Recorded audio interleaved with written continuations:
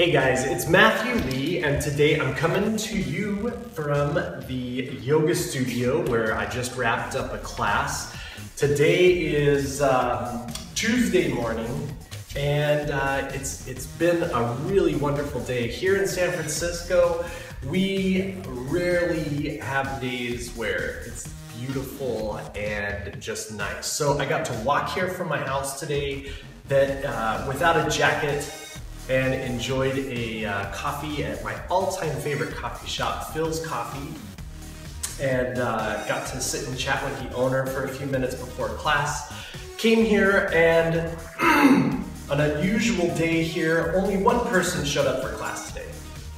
So, which is okay, because if one person shows up, they get a private lesson with me for the cost of a regular class, which is today $0. I'm just doing donation-based classes today, and I don't turn people away for this month.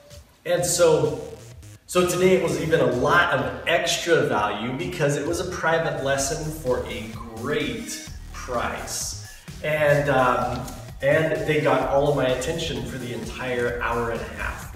And we did something even more unusual today with doing an experiment, because as we were talking right at the beginning of class, there was some issues that this individual happened to be dealing with, and trying to develop new habits to make generative change so they could better their lives. And they're dealing with some things around food and some things like that. So without going into a lot of detail what they were doing, I thought this would be a great time to also answer a couple of questions that have been coming to me from you, my friends on YouTube, who I dearly love, and I'm so thankful for you guys to be participating in my site, on my Facebook page, and of course, continually coming back to check out my YouTube videos. I really appreciate it, so thank you very much.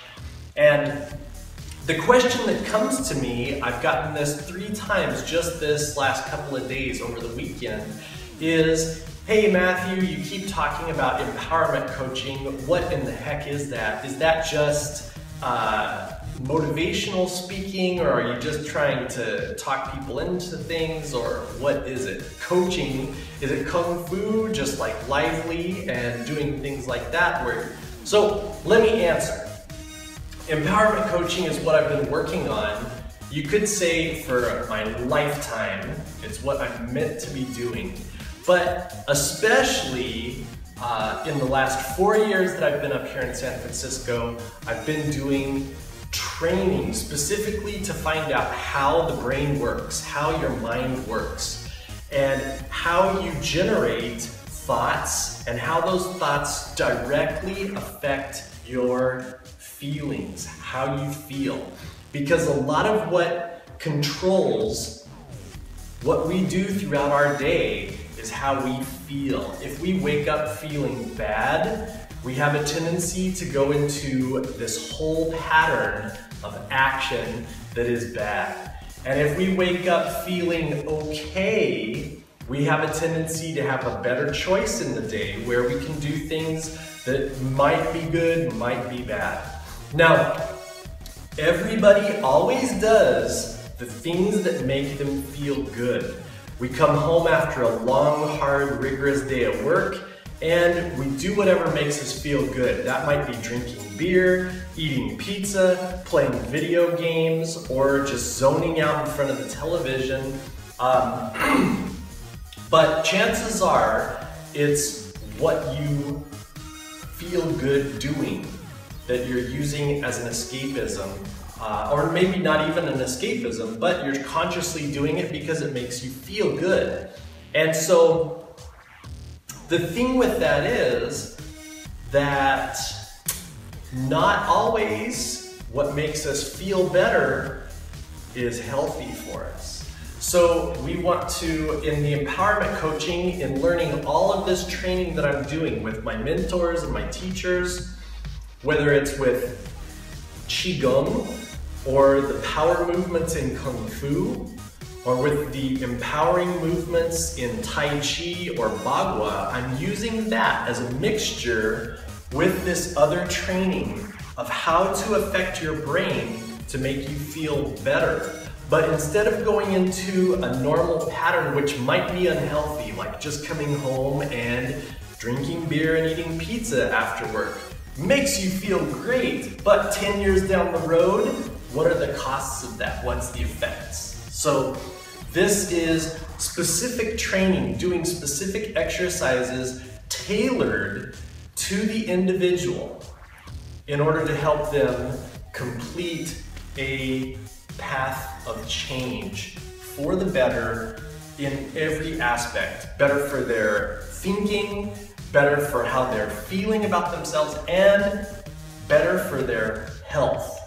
So that is what empowerment coaching is.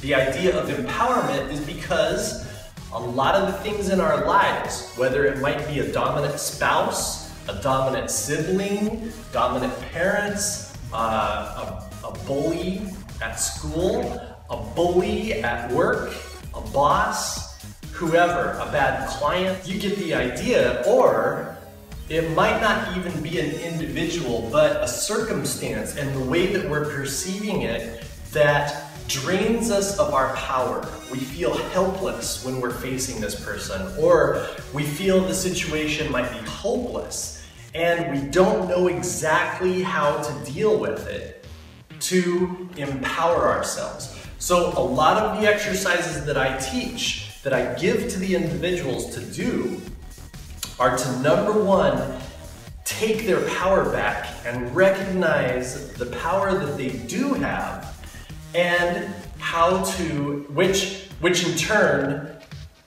helps them change the situation, whether it's with an individual or whether it's with a job or something going on in their life relationship-wise or anything like that. So that is what empowerment coaching is in the easiest way that I can explain it. Already with empowerment coaching, just to give you an idea, I have been able to cure, not just slightly fix. And notice, I'm not the one curing it, I'm helping the person recognize the way to cure their issues and their problems. I've been able to help cure people from insomnia that's been haunting them for years. I've been able to help people relieve themselves completely, cure of anxiety attacks, whether it's paranoia or things like that. I've been able to help people stop doing drug use. I've been able to help people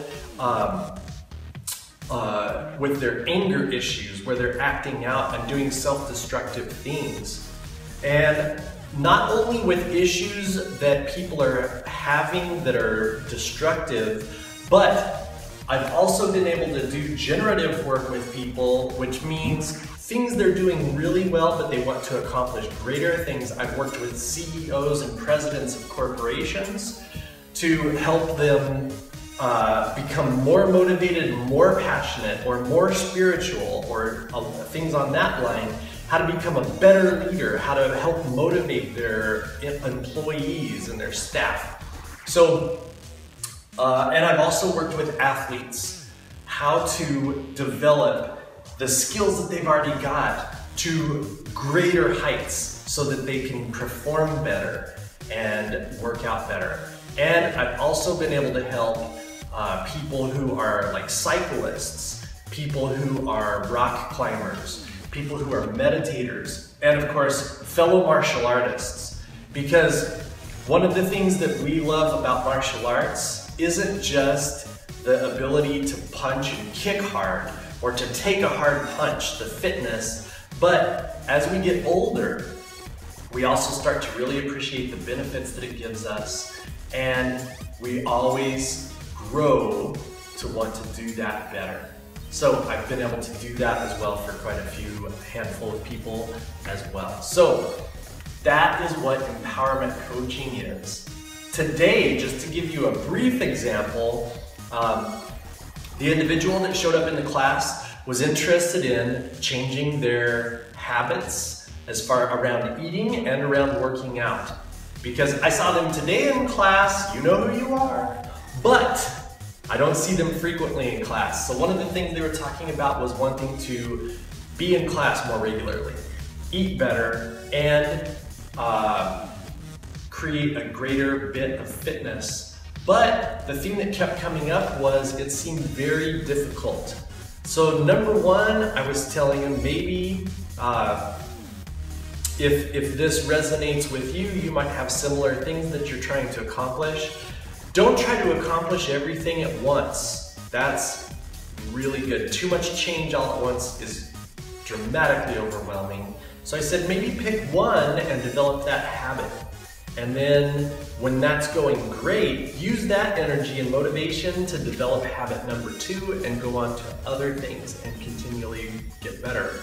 So, but this person really related these two together. So just to give you an idea, the exercise we did today was a really brief meditation about, instead of thinking how difficult it is to go through this time period of starting these new habits, like I asked them, when is the most difficult time that these habits are really challenging before the habit is formed? Because once the habit is formed, it's easy to get up and just do your little exercise routine and make your nice bowl of oatmeal and fruit, right? So they said like 2 weeks. 2 really difficult weeks. So number one, I pointed out to them, 2 weeks is not a long amount of time. 2 weeks flies by really quickly. So look at this 2 weeks differently compared to the rest of your life. Look at the rest of it. So really focus on the goal and focus on how that's gonna make you feel. And really meditate on the outcome, not the first few steps. If you look at the top of the mountain from the bottom and you go, oh my God, that's the wrong thing to do. You gotta think of the top of the mountain and how amazing it's gonna feel to get up there. Like, wow. Just imagine standing on that and looking out over everything, maybe even above the clouds, right? And just take that in and feel that. And understand how that breath is gonna feel standing on top of the mountain. That's all you have to worry about at the top. Right now at the bottom, you don't want to look up and think how difficult the climb is gonna be. You just want to look at that next step. So the other thing we did was a quick meditation on just getting past the difficult time period. So I told them, picture yourself in 2 weeks once all the difficulty is over with, and now you just have to continue this time. And put yourself 2 weeks from now in your shoes and just feel, look back and think about that 2 weeks that just went by. And it was tough, but look at you now, these new habits are formed. And I had them just walk around for a little bit and breathe and just thinking, just pretending like 2 weeks had already passed. And that was our generative change for today. When they came back, they were like, I can do this. And that was a quick, literally like 15-minute, that wasn't a 90-minute session or a 45-minute session that I do with people really quickly. And I'm excited to see the changes in this person's life over the next 2 weeks and the next year to see what happens with them. So if you need some change, you're ready to do it, and you know you are the one that needs to change, get a hold of me and I will do some empowerment coaching for you. So take care, thanks as always, and I'll talk to you all soon.